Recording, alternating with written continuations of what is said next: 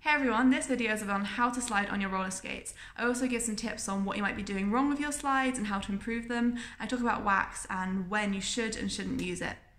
So if that interests you, stay tuned. Now, before we talk about technique, we need to talk about equipment. So one thing you need to slide, I mean technically you can slide on very hard wheels, but this is not a beginner thing and why would you?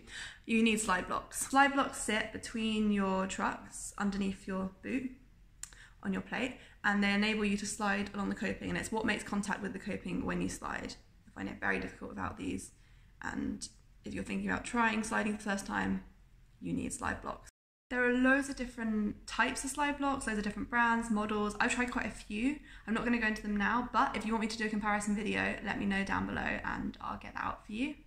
Having small hard wheels is also going to help. I have quite big wheels for hard wheels and for park wheels in general. I have the CIB Vertex wheels and they're okay, but it is easier to slide with slightly smaller wheels, and hard wheels are good because even though we're going to try and show how to position our body to avoid it, you will probably have some contact with your wheels on the deck.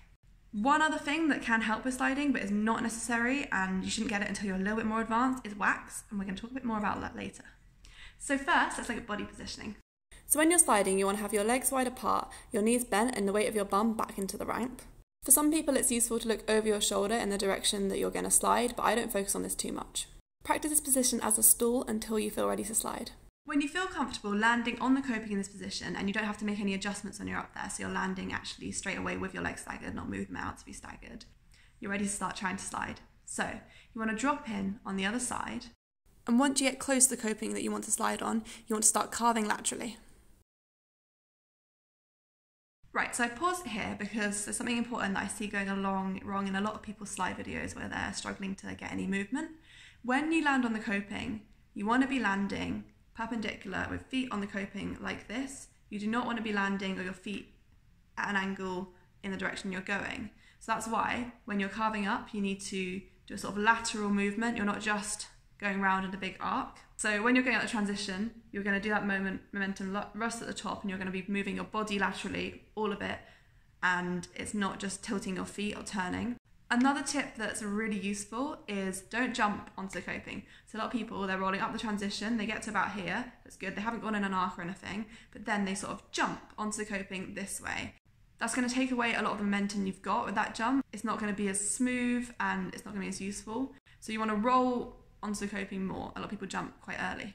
So once you're on the coping, you really want to hold that wide stance of your feet apart and your bum weighted back into the transition. Don't let your feet come together or do a little shuffle at the top.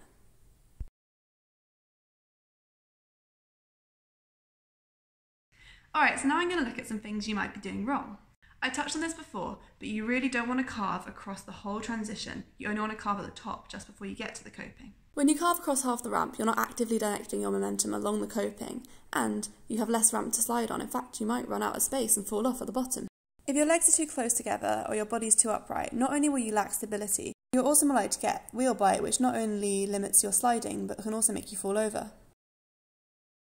When sliding, you want little or no contact between your wheels and the deck. Adjusting your body position so your weight is further back into the ramp helps you do this. If my weight's too far forward, like in this video, my wheels hit the deck and stop moving. This is wheel bite. So now let's talk about wax. Do you need wax? It can help, it can definitely help you slide slower, but do not use wax until you can really stagger your legs, have a wide stance when you are sliding. If your feet are coming together or you feel unstable at all, do not use wax because it will amplify all that instability, and instead of giving you a nice long slide, you'll just go whoop to one side and you will fall over, and no one wants that. Obviously we're all going to fall over learning this, but let's minimise it as much as possible. Another thing of wax is be careful with waxing in general. There's a lot that goes on, a lot of friction, which ironically wax doesn't get rid of, between roller skaters and skateboarders, and especially inliners and skateboarders, about whether you should wax surfaces or not, especially if they're beginners around as well. In any sport, it can make things slippy for them. Make sure everyone knows an area is waxed, just get people's permission, ask if people mind while you're waxing it, and if not, maybe just wax your blocks, especially if you're just starting, just wax your blocks, and remember, never wax more than the area you need. Different skate parks will also have different rules on waxing, so some will have a no wax rule, whereas some are kind of chill about it. And there's also that, obviously, the locals, just see what the locals want. Skate parks also have like different nights where maybe it's a skateboard night and they might allow some other sports as well, but the priority's on skateboarders, or a blade night or a quad night. And if it's a blade night, you're probably going to be all right waxing, whereas skateboard night, probably not. So this is wax, and this is how you put it on your blocks. Just put it on the blocks in the middle. If you're going to grind, put it on trucks as well. Or if you've got permission, if everyone's chill with it, you can also put it on the ramp. But remember, I'm only using it to slide this corner, so I'm only going to put it on the corner. And as you can see here, I'm leaning back, my legs are wide apart, and my wheels are not touching on the ground. Alright, well, I hope this video was helpful for you. Please check out my other skate park tutorials, and any questions, comments, if this video helps you, tag me on Instagram, let me know what else you want to learn down below. Don't forget to like, comment and subscribe, share it with your friends. It all really helps and makes me make more videos.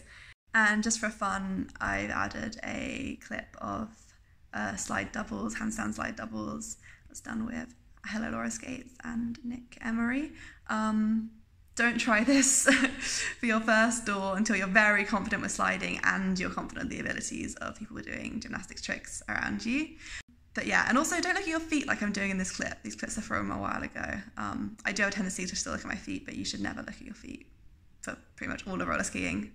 So yeah, I hope it's helpful. Like, comment, subscribe, and I'll see you next time.